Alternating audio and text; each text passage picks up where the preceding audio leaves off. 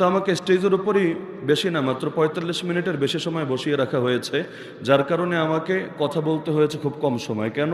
কারণ অন্য এক জায়গায় বয়ান তো অবশ্যই করব, তবে বয়ান করার আগে মৌলিক দু একটা বার্তা একটু বলে নিলে আমার জন্য একটু হালকা হওয়া সহজ হবে। সেটা হলো, ব্যক্তিগতভাবে আমাকে যারা চেনে জানার কথা যে আমি কথাবার্তা এবং আচার আচরণে স্বচ্ছ থাকার চেষ্টা করি এবং নিজেও স্বচ্ছতা পছন্দ করি। ময়মনসিংহে এমন জায়গা একটা দুইটা না যেখানে আমি 4 বছর 5 বছর লাগাতার আসছি, জেলে যাওয়ার আগেও এসেছি, এখনো আসছি। এটা শহরাঞ্চলে খোঁজ নিলে আপনারা প্রচুর পরিমাণ নজির পাবেন, একটা দুইটা না। এই মাহফিল ও এলাকাও তো আমি চিনতাম না। গত বছরও আসা, এবছরও আসা সেরেফ এবং সেরেফ আমার পীর, আমার শাইখ মুর্শিদ আল্লামা আব্দুল হক হাফিজাহুল্লাহ হজরতের নিসবতের কারণে।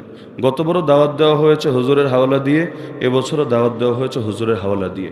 কষ্টের জায়গাটা ক্লিয়ার করি এজন্য যাতে আমার পরের কথাগুলো বলা সহজ হয়, কারণ জিলাপির পেঁয়াজ আমি নিজের মধ্যেও রাখতে পছন্দ করি না, আর আমার সাথে কেউ প্যাচের আচরণ করুক এটা আমি পছন্দ করি না। গত বছর যারা ছিলেন এই মাহফিলে মনে থাকার কথা, আমার বয়ান ছিল ঠিক এশার পরে, এমন না, এশার পরে, কিন্তু আমাকে স্টেজের উপরই বেশি না, মাত্র ৪৫ মিনিটের বেশি সময় বসিয়ে রাখা হয়েছে, যার কারণে আমাকে কথা বলতে হয়েছে খুব কম সময়। কেন? কারণ অন্য এক জায়গায় ওয়াদা ঠিক রাখতে হবে। এক জায়গায় লম্বা করে কর্তৃপক্ষের দায় আমি নিয়ে আর এক জায়গার মানুষের তো ক্ষতি করতে পারবো না, ওয়াদা ঠিক রাখতে হবে। এই বছরও এবং গত বছরও মাইক ভালো ছিল না। আমি এখানে বসে মনে হয় কষ্টের কথা বলেও গিয়েছিলাম যে সামনে হয়তো ভালো থাকবে। তা আমার খেয়াল ছিল না যে এবছর দ্বিতীয়বার আর দাওয়াত রাখা।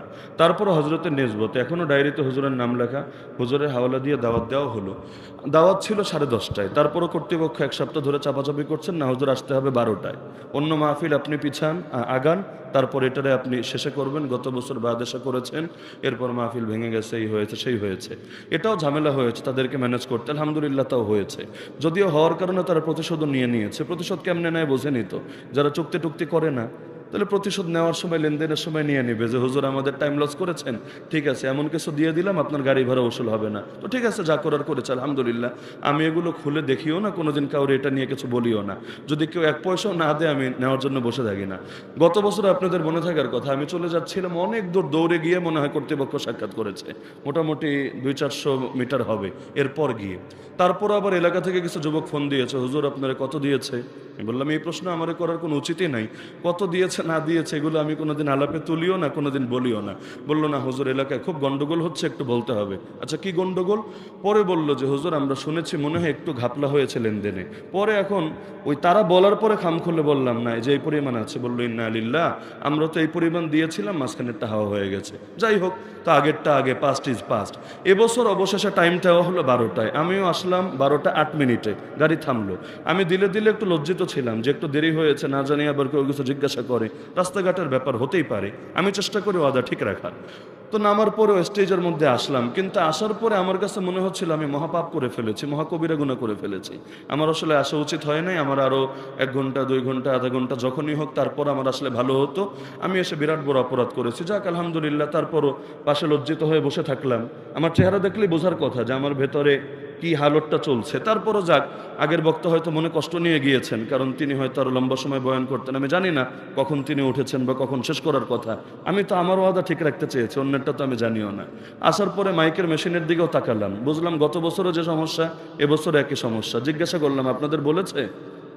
কথা থেকে বুঝলাম না, তাদেরকে বলাও হয় নাই যে যে জিনিসটা প্রয়োজন এখানে রাখার সেটা রাখার জন্য। সব মিলিয়ে আলহামদুলিল্লাহ দিলের উপর একটু কষ্ট বয়ে যাচ্ছে। তো আলহামদুলিল্লাহ অনেক জায়গায় 5 বছর যাওয়ার পর কষ্ট লাগে না, 6 নম্বর বছরেরও দাওয়াত রাখি। আর এখানে প্রকাশ্যে আমি বলে যাচ্ছি ইনশাআল্লাহ এই জমিনে মানে এই জায়গায় আমার আর কোনোদিন পাবেন না ইনশাআল্লাহ।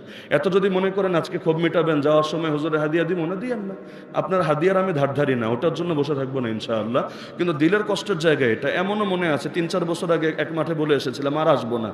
আজও পর্যন্ত বড় বড় আলেমরা দিয়ে অনুরোধ করেও নেওয়াতে পারেনি, এখানেও আর আসবো না ইনশাল্লাহ। আমি না আসলে ক্ষতি নেই আপনাদের, বাংলাদেশে বহু বড় বড় বক্তা আছে, তাদেরকে আনতে পারবেন, মক্কা মদিনা থেকে হেলিকপ্টার দিয়ে হুজুর আনতে পারবেন, কোনো সমস্যা নেই।